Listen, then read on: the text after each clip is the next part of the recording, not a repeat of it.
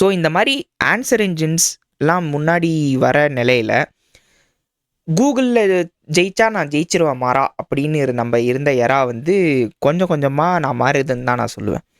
So ஏன் அப்படின்னு பார்த்தீங்கன்னா, இதுக்கு முன்னாடி நம்ம ஏதோ சர்ச் பண்ணுறோம் அப்படின்னா 90% மேலே இருந்த பீப்புள் கூகுளில் மட்டும்தான் சர்ச் பண்ணுவோம். ஆனால் இப்போ கிளாட் இருக்குது, சாட்ஜிபிடி இருக்குது, பர்ப்ளெக்சிட்டி இருக்குது, பிங் இருக்குது.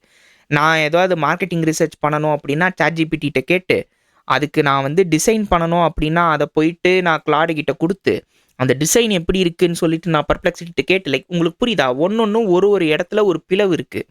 ஃப்ராக்மெண்டடாக நான் சர்ச் பண்ணிட்டு இருக்கேன். அண்ட் இது எல்லாமே நான் மூணு தான் சொல்லியிருக்கேன். இது பிங்குன்னு சொல்லிட்டு இன்னொரு சர்ச் இன்ஜின் இருக்குது மைக்ரோசாஃப்டோடது.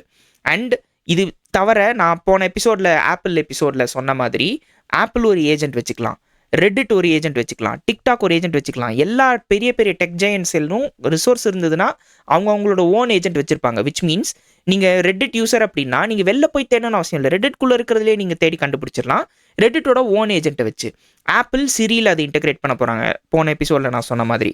ஸோ ஒன்னொன்றும் ஒரு ஆன்சர் உங்களுக்கு கொடுக்கும். அண்ட் ஒன்னொன்றும் அதோட ஓன் வேர்ல்ட் வியூவை அதுவே க்ரியேட் பண்ணிக்கும். உலகத்தை பார்க்குற விதத்தை அதுவே வந்து உருவாக்கிக்குது. இதுக்கு பிராண்ட்ஸ் எவ்வளோ ப்ரிப்பேர்டுன்னு சொல்லிட்டு எனக்கு தெரியல.